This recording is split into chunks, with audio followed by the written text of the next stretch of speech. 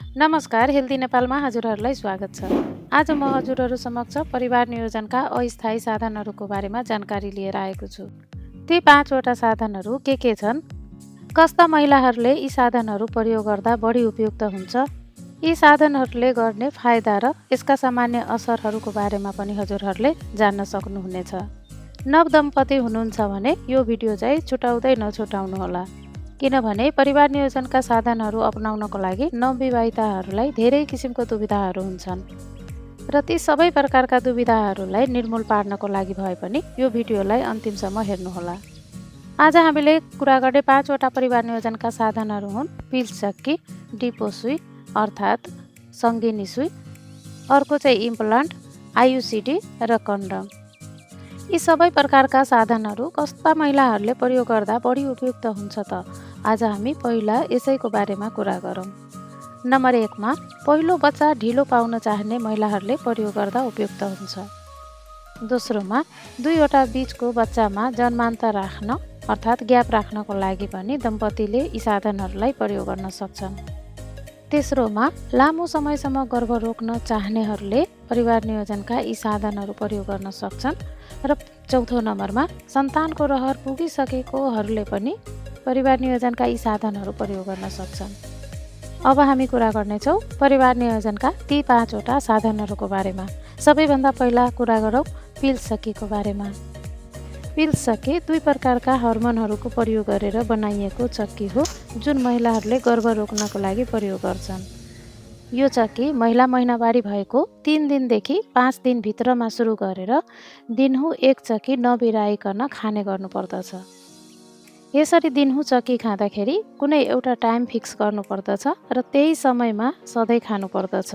यसरी सधैँ नबिराइकन यो चक्की खायो भने यसले प्रभावकारी तरिकाले गर्भलाई रोक्ने काम गर्दछ। यो चक्की खाँदाखेरि सुरुमा कसैलाई केही सामान्य असरहरू हुन सक्छ, जस्तै वाकवाकी लाग्नु, महिनावारीको बिचमा रक्तस्राव हुनु वा छिटफुट रगत देखा पर्नु, अलिअलि टाउको दुखे जस्तो हुनु। तर यी सामान्य असरहरू बिस्तारै हराउँदै जान्छ।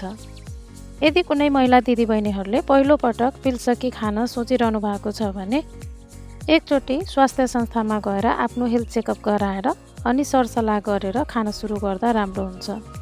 अब हामी कुरा गरौँ गर्भनिरोधक सुई डिपो अर्थात् सङ्गिनीको बारेमा। यो साधन पनि हरेक प्रजनन उमेरका महिलाहरूले प्रयोग गर्न सक्छन्।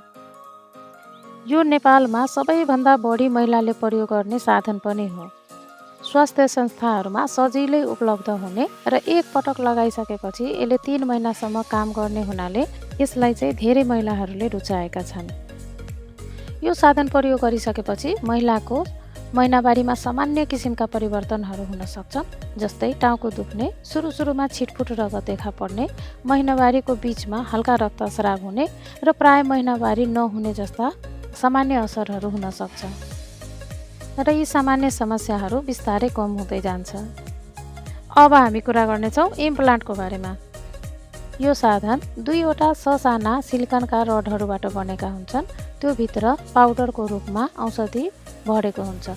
यो पनि एउटा हर्मोनले तयार पारेको साधन हो जसलाई महिलाको छाला मुनि तालिम प्राप्त स्वास्थ्यकर्मीहरूबाट राखिन्छ। यो साधन पनि हरेक प्रजनन उमेरका महिलाहरूले प्रयोग गर्न सक्छन्।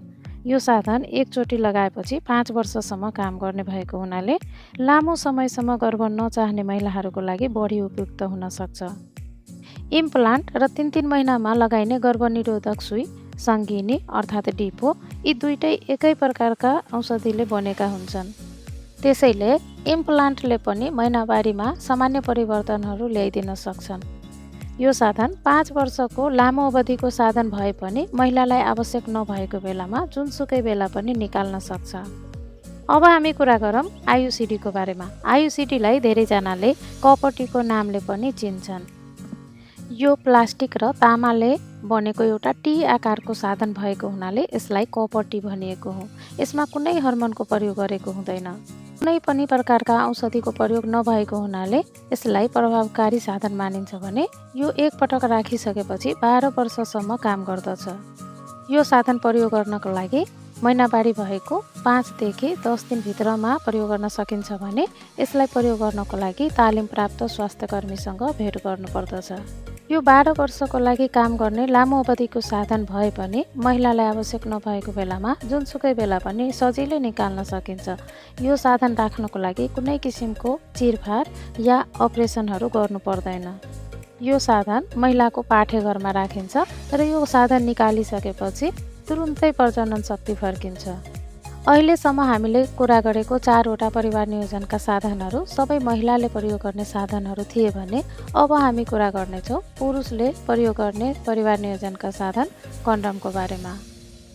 यो साधन पुरुषले हरेक पटकको सहवासको बेलामा प्रयोग गर्नुपर्दछ भने सही तरिकाले यसको प्रयोग गर्यो भने महिलालाई गर्भवती हुनबाट बचाउनुको साथै यसले कतिपय प्रकारका यौन रोगहरूबाट समेत बचाउने गर्दछ। यी कुनै पनि साधनहरू प्रयोग गर्नुभन्दा अगाडि एकपटक स्वास्थ्य संस्थामा गएर सबै साधनहरूको बारेमा परामर्श लिनु उपयुक्त हुन्छ। सबै साधनहरूको बारेमा परामर्श लिइसकेपछि आफ्नो लागि कुन चाहिँ साधन सबैभन्दा बढी सुइटेबल छ त्यो अनुसार आफूले साधनको छनौट गरेर प्रयोग गर्दा सबैभन्दा राम्रो हुन्छ। परिवार नियोजन सम्बन्धी यी 5वटा साधनहरूको बारेमा मैले जानकारी गराउन कोसिस गरेँ। केही छुटेको छ भने हजुरहरूले मलाई कमेन्ट बक्समा कमेन्ट गर्नुहोला, म त्यसको उत्तर दिने प्रयास गर्नेछु। आशा छ आजको विषयवस्तु हजुरहरूको लागि उपयोगी हुनेछ। हस्त भिडियोमा अहिलेसम्म साथ दिनुभएकोमा धेरै धेरै धन्यवाद।